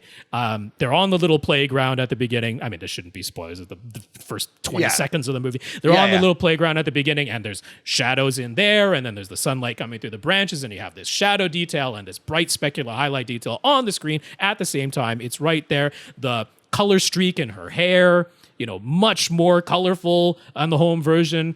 Everything on the IMAX version, as good as IMAX is about as good as it gets outside of Dolby Cinema. As good as that is, everything is muted by comparison. Right. It doesn't have the dynamic range of light. There aren't as many f-stops being shown to you on that screen all at once. So very clear, much better looking video, almost pretty much strictly because of HDR. Audio-wise, I mean, neither of them is a stellar. I mean, it's good. It's certainly enjoyable, but neither of them is a stellar audio experience. They don't use the objects in Atmos. They're not moving stuff around. If there are overhead sounds, they're static. There's nothing moving in those overhead channels. Right. Yeah, and Marvel is a little bit guilty of this overall. They don't do a ton with Atmos objects. They aren't using that ability to move sounds in 3D space very much. It's so that really wasn't there. So I can't put it top tier as far as audio goes. It was fine. No. There isn't a tremendous amount of bass in that movie. I mean, there's bass. Nope. It's a Marvel movie. There's bass, but it's not a tremendous amount. It's not something that really has like some really remarkable demo scene where you're gonna go, this is the bass demo in this movie. It doesn't really exist in that movie. Right. So that's I felt the same way. I feel the same way. I thought the picture. Better at home, even on my projector. I thought was better. Now I'm not seeing Dolby Cinema either. There's a Dolby Cinema in Boston, which is like an hour and a half away, so it's easier for me. I have a Showcase Cinema Deluxe or whatever they call it, which it's supposed to be HDR. It has Dolby Atmos. It has all of that. But I just find that it's the biggest screen in that particular theater. I just find that in that environment, it doesn't even come close to what I get at home. It's like, it just doesn't. I don't know if they haven't calibrated it. I don't know if it's putting out Dolby Cinema. I think if I went to Dolby Cinema, it's equal to what I get at home. Okay. I haven't gone to a Dolby Cinema and been like, wow, I want that. I used to say that. Sure. And it was mostly sound. Yeah. The picture, I think, and that was years ago, back when I would go and I was running still 1080p. The picture was great. I thought it was better, but then you'd get home and it's like you're sitting closer, it's smaller. I see way more details at home. I hear way more. And now that I have the two subs running, Dolby Cinema can't. Even with they have bass shakers in the one I go to in the seats, and it's equal to what I have at home. Yeah, I mean, I would have to say on the audio side. So look, by choice, I was not playing it at home as loud as IMAX. IMAX is true full reference volume. In fact, in some instances, it goes beyond regular THX reference volume. So I was not playing it at home at that volume. I could have. I have the capability to play it that loud. So that is choice. I chose not to play it that loud. It is more pleasurable to me, and it's me by myself at home. So I'm going to do what's more pleasurable to me in watching this. No, experience. You're not. Yeah, that's right. I must play it at the same volume just so I can evaluate it with DJ. I played it at a lower volume, so I could have. So it's not a complete apples to apples comparison there. But I was a bit surprised watching the IMAX version. Because there's actually some pretty lengthy dialogue scenes in Black Widow. There is action scenes to be sure, but it is not literally beginning to end wall-to-wall action. There are some dialogue scenes that go on for lengths of time. I was a bit surprised in IMAX how quiet those were. Usually you go to IMAX versions of movies and everything is verging on painfully loud. And even the dialogue has some fatiguing qualities to it. Everything is kind of pumped up a little bit in a lot of IMAX versions. So I was a bit surprised how quiet some of those extended dialogue scenes were in the IMAX version. And there is no question that on my system at home, with the speakers I have at the very short seating distance that I'm sitting from my center speaker with its ribbon tweeter and its dedicated mid-range driver sitting right there in front of my face, that there is no question of which was clearer. Clearer, more intelligible, easier to understand, regardless of the volume. I could have played my system at home whisper quiet, and it would have been demonstrably cleaner and easier and clearer than even the IMAX version. And IMAX has good calibrated sound. It's not a slouch. So, the experience at home was superior. There's no question about it. I also didn't have any squeaky chairs, which, there you go. Welcome back to the theaters. Well, it's been over a year since I've been in a movie theater with people I don't know. Right. And I mean, this particular person, they were not doing it to be annoying. We have assigned reserved seating. You aren't allowed to sit anywhere else. And still have that here too. Yep. Seat squeaked. And there wasn't much they could do about what are they supposed to do? Sit in a vice? It really, I don't blame this person, but there it was. There was a squeaky chair in this IMAX auditorium, and unfortunately someone was sitting in it. That didn't happen at home. So yeah. No, it is, and that's the thing, is it's so much nicer at home. And you don't have those little, but like I said, well, nobody's heard it. I actually said that something to this effect in Independence Day that hasn't come out yet, my podcast. Yes. And I was saying, like, even though like all those little negative things, and when Independence Day does come out, when I finally put it back together again, and I put the podcast out, my point was, that I was making was, when we go to the theaters with a bunch of other people, we go for the experience of being there with a bunch of other people. And I said, when I saw Independence Day back in 96 at a midnight showing on a Wednesday night, because it was early release, I was like, I don't remember a squeaky seat.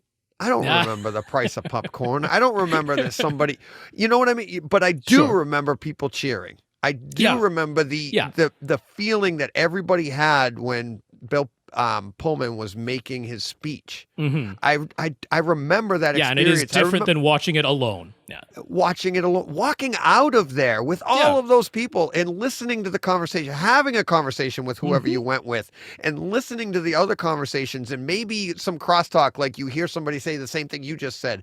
All of that is why we go to the theaters. And then I do have to say though, like one of the factors, and this experience with Black Widow specifically, really laid it bare for me, which is that it is unquestionable to me now that one of the big motivators for me going out to the movie theater was that is the first place you can see this movie. There is no earlier way or equal time way to watch this movie. To watch this movie, you got to go out to the movie theater. I mean, obviously I was aware of that, but I didn't give it enough weight and credit to my decision to go, because this Black Widow experience, I am all for Disney Plus continuing to offer Premier Access. I am hugely in favor of it because the experience on a technical level was better at home. You didn't have any of the annoyances of perhaps some other rude people or someone who isn't even rude and through no fault of their own is causing a distraction. You don't have that stuff. And here it is at home at a price that honestly, even for a single ticket, like IMAX ticket versus in Canada, it's $35 for Premier Access instead of $30 US, 35 Canadian dollars. But I mean, we're talking about a $10 difference. I can make that up on concessions easy, right? It's $25 to go see it's a $25 for a single IMAX ticket. Now, I go with my friend. We are well ahead paying $35 to watch it together, via Disney Plus. So, but I mean, all of that aside, being able to watch it on day one at home, I'm like, that removed more of an incentive for going to the movie theater than I had given it credit for. It is something that I was, consciously aware of was part of it, but I didn't realize how much that actually did matter to me, was seeing it first. And I mean, the thing was, unfortunately, I didn't get to go to the Thursday night opening, right? And that's just because it was opening late enough on Thursday. It was too late. I had to get up early for work on Friday. So I went to the matinee Friday screening. Which meant I watched the home version after I got back from the matinee Friday screening. And I'm kind of glad that I saw the IMAX version first, to be honest. But, so I wasn't there with the true opening night crowd, the 10 p.m. or 12 Right. midnight opening night crowd. So I was there with the matinee crowd, which is much smaller and much quieter, and they weren't cheering when the Marvel logo came up, which happens regardless when you go to that 10 p.m. the day before. Yes. So that part was missing for me at the screening I went to. So Disney Plus, it still wasn't available until the wee hours of Friday morning. So technically, I could still the very first place I could have seen it was out at the movie theater. And I would have seen it with the opening night preview screening crowd, not the Friday opening night crowd, the preview screening crowd. Right. That's always the way I prefer to go to movies because those people are there to watch the movie. They aren't there to do other things. They aren't there to just eat and talk throughout the movie. They're there to watch the movie. They're fans of the content. That's why they're coming to the 10 p.m. or the midnight screening the night before. And so I do like seeing that crowd. And that is where something, but now, man, are we shrinking the window of where the movie theater has value to me. We're now talking about the preview night before, not even 6 opening night hours. anymore.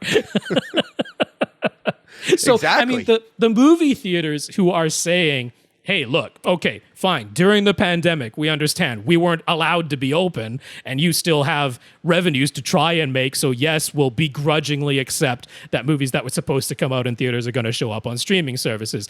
The theaters were not happy about it, but they really had no choice and they really had no leverage. But now they're coming and saying, okay, look, by 2022, when by all accounts in North America, things should be well close to open back up fully, then you've got to give us our theatrical window back, and you look at Warner Brothers, you look at Paramount, you look at Universal, and all of them have shrunk that theatrical window. They're all looking at 30, 40, 45-day theatrical windows, not 90-day theatrical windows anymore.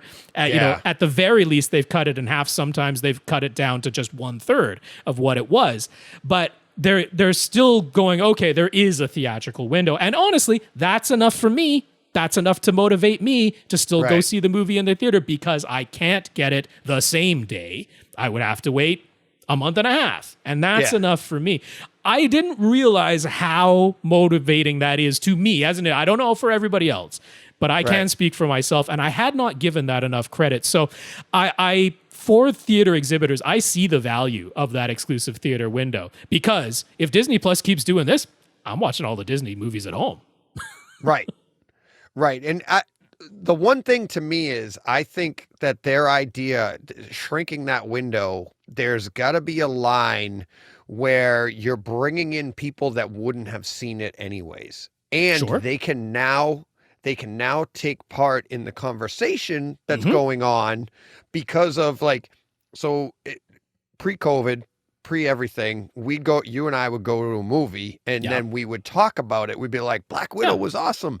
People that didn't want to go to the movie, maybe they're not even in the conversation. Yeah, but and now, if they care about the movie and intend to watch it later when it is available at home in some form, they have to avoid it if they're someone who cares about spoilers. Yeah. Exactly. I mean, Tom did that with Endgame. Sure. He waited until August. Waited and waited. That's right. It was like, I couldn't believe it. I was like, oh my God, how is he no spoilers, please. But at least now they're shrinking. And I'm not talking about people like Tom. I'm talking about people Tom has a rooting interest to see these movies, but he just prefer to wait flat out to stay at home. Oh, yeah. I'm talking about people that are like, they don't care either way if they ever see it. But at least if the conversation's coming up, they shrink that window, the conversation's still going on, it's going to trigger somebody to go and see it that never would have seen it anyways. Well, I mean, not only that, but if you have, Premier Access and the other services come on board and do something very similar to that and just copy what Disney Plus is offering, that person who doesn't particularly care either way, I think there's a strong chance they end up at a friend's house one evening and that friend cares a bit more than they do and they've already paid for Premier Access on opening night and they say, well, look, I paid for Premier Access on opening night. I've already got access to this movie. You want to watch it? Costs you nothing. Want to watch it? It's already here. Costs you nothing, but maybe they like it. And I mean, that's how your market grows, and that's, and I mean, I get it. You almost end up with, you have to wonder if the business model starts switching to something. I'm not even going to say it's closer to the music industry because the music industry has changed to where the artists only make money if they go on tour. And that's not really what's happening here. It's almost becoming the live version. Well, dare I say it, it's the YouTube model. where like the content is just available basically for free and you're making your money on merchandise. Yeah. Like it's starting to, I mean, not that movies weren't making money on merchandise, but it's almost getting to the point where it's toppling that way, where the content itself, the movie itself, starts becoming your loss leader to spur on your revenue elsewhere. I wonder if things go this way, there is almost there's a calculus battle coming up. That's what's coming up. Thankfully, different studios are handling it somewhat differently. That's what we need. If they all did exactly the same thing, we would have no points of comparison. So we're going to have some studios, they shrink the window to 30 days. Some shrink it to 40, some shrink it to 45. We're going to have, hopefully, Disney Plus continuing this so that they have the experiment of, hey, it's day and date, and maybe nobody else is doing. Right. Yeah. And maybe nobody else, or maybe one of the other services does day and date at a different price point. Let's experiment. Let's see what it is. You need the data to form the calculus curve. There's no way to do it without the data. So it's great that we have different studios coming at it differently. They're all placing their bets, right? They're saying this is what we predict. This is what we think is going to make us the most money. But as soon as someone can demonstrate, any of the studios can demonstrate that this length of window makes more money than your length of window, or day and date makes more money than any theatrical window, but what's the optimal price point? They'll hone in on that. They'll do that experimentation. So, it's not necessarily going to be ideal for consumers. It's not going to be ideal for theater exhibitors.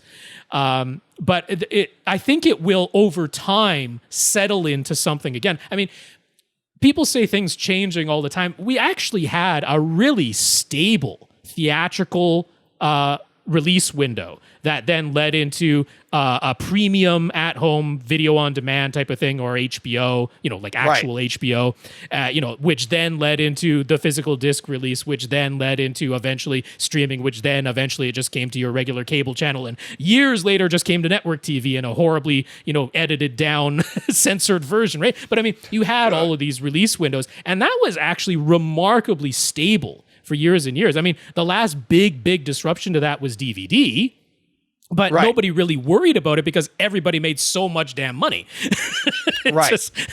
So it was overwhelmingly positive that this came along to the studios. So I think we're in this new paradigm shift. And for the people who are saying this happens too frequently and it's too much change, and I want it to be, this is the first time in a long time that we've come to a new paradigm change. And there'll be some growing pains. There's no question about it. But I think we'll reach a new steady state for a number of years. And I think it's interesting that this experiment is taking place. Yeah. And I actually would say we're the benefactors of it. I don't think we're going to suffer at all. I think it's only going to get better for us. I think the people that are going to suffer are the theaters. Yeah. Because I think some consumers will, though, because a ton of consumers don't track which studio is releasing which movie. Like a ton of customers don't. Yeah. They don't actively care that this movie is from Universal, right? They just want to see the Fast and the Furious. They don't really like. It's not that if the Fast and the Furious suddenly, the license shifted and it came out from Paramount, that they go, oh, I'm not watching it unless it's from Universal. I don't think that many people care about that, in particular. So when somebody's saying, I want to watch this movie, I've gotten used to being able to watch it, let's say, not day and date, but 30 days after it was in theaters. That's what I've gotten used to. But then because it's from this studio and their window is 45 days, how come I can't watch it yet? It's a confusion that you and I are going to be able to understand. We're following movies before they release in theaters. We know that there are movies being made that there are a ton of people who have no clue of movies that are being made right now. They're not interested in the movie industry. They're not following that. So when you throw on some level of confusion of, okay, by and large, the movie I want to watch show up on my whatever, on my smart TV, probably, right? On my TCL, on Roku. They don't know it's Roku. They show up on my TV. That's as far as they'll go. They show up on my TV about this time. How come this one isn't here yet? What happened? I mean, that's as far as they're going to be able to recognize it, right? Right, exactly. But what I was saying is where the benefactors is, nobody's going to extend it longer. It used to be just a hard 90 days. Yeah. Everybody's kind of shortened it. And you're right, though, where the there is a segment, and probably a large segment, it's going to be very confusing. So you know what I mean? Like theater fans, people like us, we're like, I think that window's getting smaller, so we're going to be able to benefit from that. But the general public is going to be like, why is this one, like, why is Black Widow out already? And I paid $30, right. But on HBO Max, I get it for 30 days for free. And then, but Universal, it's like, I think Universal's got the 30-day window. So I think 30s across the board is the number that we have to worry about. Well, I'm pretty sure Paramount said 45. I'm pretty sure next year Paramount's doing 45. They're the outlier. See, they're screwing it all up. We had a nice little set of numbers going there, 30, 30, 30 in one way or another. Universal just had the recent agreement where they said they aren't going to stream anywhere except for Peacock. Right. And that it will be at the most 4 months after it debuted in theaters. So if it's a movie that isn't doing great in theaters and they're going to pull it anyway, it's going to show up on Peacock real quick. But if it's a movie that's got legs, it could be exclusive to theaters for as long as 4 months. Then it's going to be on Peacock and nowhere else, but it's only going to be on Peacock for 4 months. And then it's going to show up on Amazon Prime. That's the agreement that they've signed, right? So, that's what that's different from anybody else. Right. I haven't looked into my number. I haven't watched anything on Peacock that would be worth going into my theater. But they don't have Atmos. They don't have. It's HD 4K. SDR 5.1 only. That's right. Yeah. So I'm not too concerned with that. That's what But that's where your Universal movies are going to go. That's where your next Fast and Furiouses are going to show up. It's on Peacock. But you'll be able to get disc though. It'll be out on disc if they keep making them. They don't have to keep making them. They're not going away next month. And then they're going to... imagine you got to wait 8 months after the theater to get it on Amazon Prime to get their more compressed HDR version. That's the first place you're going to be able to watch it in HDR. Yay! I think Peacock will start having 4K HDR within a year's time. I think that will happen. I would hope so. HBO Max still isn't like 100%. It's only on their releases. They haven't updated. We used to get 4K and Atmos on DC Universe. Sure. That was great. I watched Titans and all of that. All those shows went over to HBO Max and got downgraded. That's right. And you're like, at first, at least. Little by little, it'll come back. Yeah, they're coming back, but yeah. All right. But I think your average person, they are not looking at which studio it's coming from. They're not even necessarily like keying in on. This is the other side of it. Is with a situation like what Universal is doing. There are going to be movies that show up on Peacock at a certain given time. Then they go away from Peacock for a while. Then they come back. And the annoyance of that, you're paying your monthly subscription every single month and you notice a title that you make a little mental, that looks kind of interesting. And then it's gone for a while. Are you really going to write it down somewhere, put it in notes on your phone that make sure I come back and look for this again? Or is it out of sight, out of mind? And if it does, when it does come back to Peacock, it's probably not going to be promoted because that's not in the first window of being on Peacock anymore. This is the return to Peacock after it went away to Amazon Prime for a while. So are you going to seek it out? Are you going to search for it as a consumer? Or are you maybe going to flick over to Disney Plus and just watch whatever the heck is there and has been there the whole time and never went away? That's another place where Disney is doing things better, is not putting things back in the vault, not letting their content go back out to other streaming services once they've reclaimed it, unless there was a prior contract already in place, which has happened with some things. But yeah, it's a... confused. So going all the way back to, there's the calculus, there's the different motivating factors for different types of customers. There is not a single customer anywhere in the world where confusion is a positive. It is a negative for everybody, no matter how knowledgeable you are. Right. Confusion is not nobody's a ever positive. said that. Give me something as confusing as possible.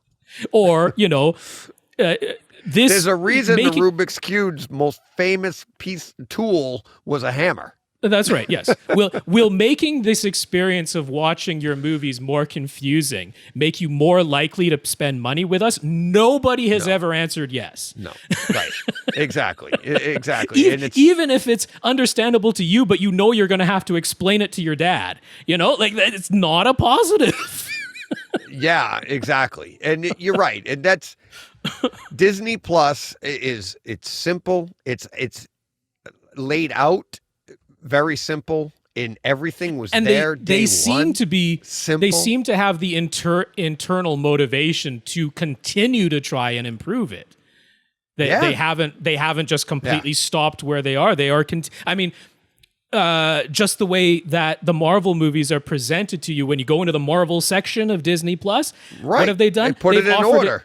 They've offered it in 2 orders now, right? They've offered release order and chronological order. They didn't have to do that. If they didn't do that, was somebody going to cancel Disney Plus just because of that? Or somebody there cared enough to go, hey, you know what? I've seen some people talking on Reddit how they like to watch it in chronological order instead of release order. And somebody said, okay, that's worth, I don't know, pay one of our, minimum wage Disney employees who gets paid in Disney bucks and not real dollars, and go let them program that part in Disney Plus, and it shows up there. And they did that, Yeah. So, and Amazon Prime isn't doing that. No.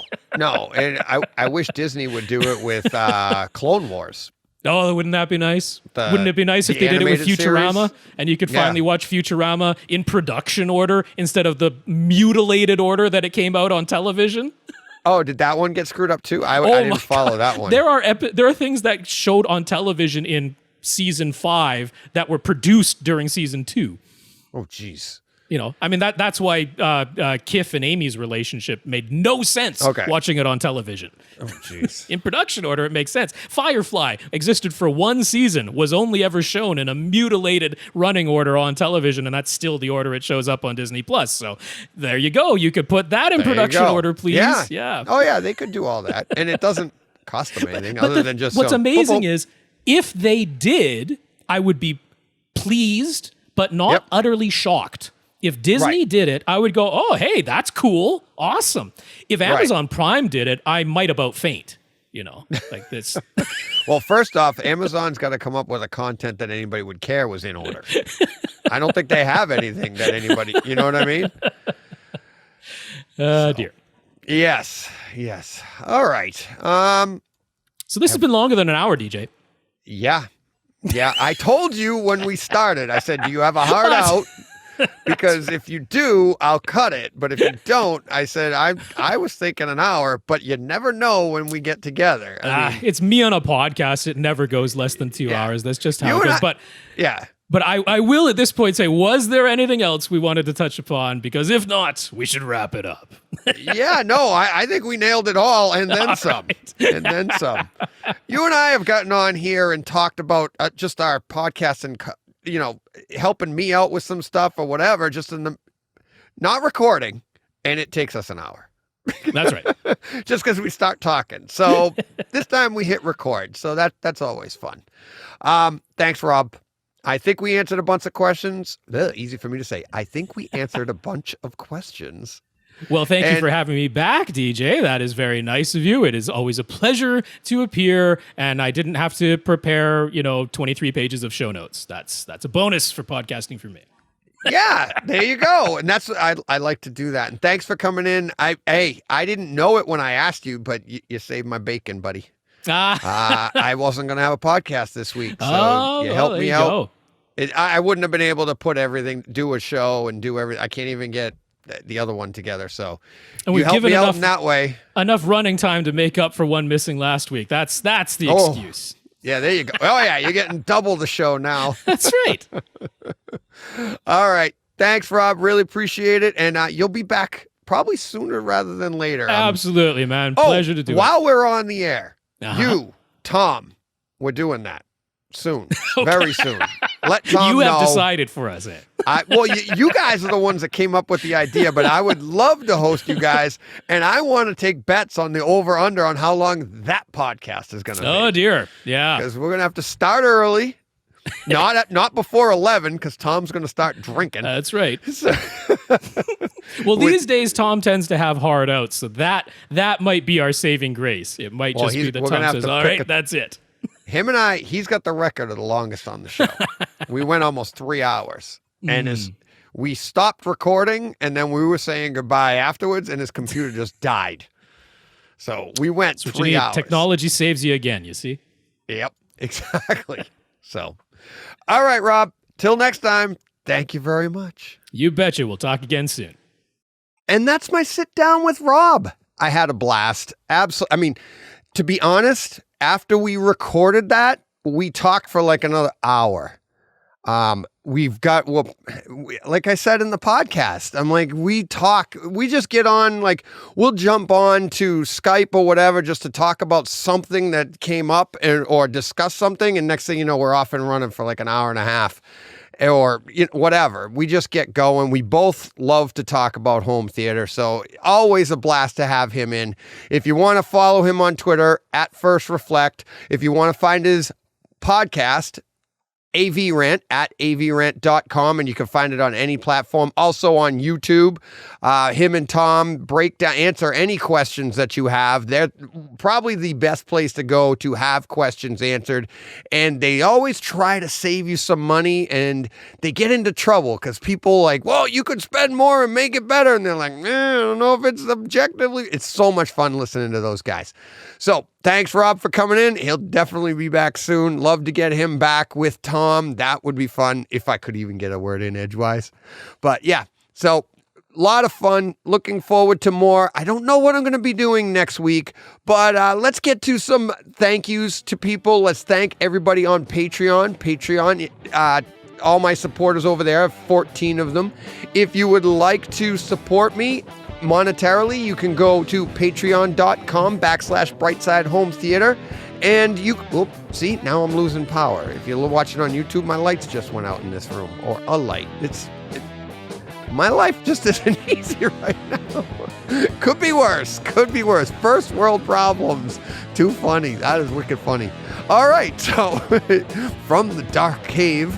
Also, all right. Yeah. Patreon. Support me monetarily. That would be great. Money's going out the window, but you don't have to. Absolutely don't have to. It's nice to the people that do support me. Really appreciate it. My 14 supporters.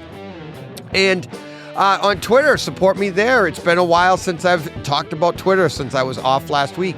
Barbara Ward has joined the conversation. AB, Brandon Stevens, and Amanda have all joined in at the Twitter conversation. Thank you very much. Take a look around, have some fun. That'll do it for this week before anything else quits on me. So have a great week, everybody. I'm going back to work to rebuilding this podcast. And I am taking the time to go push play.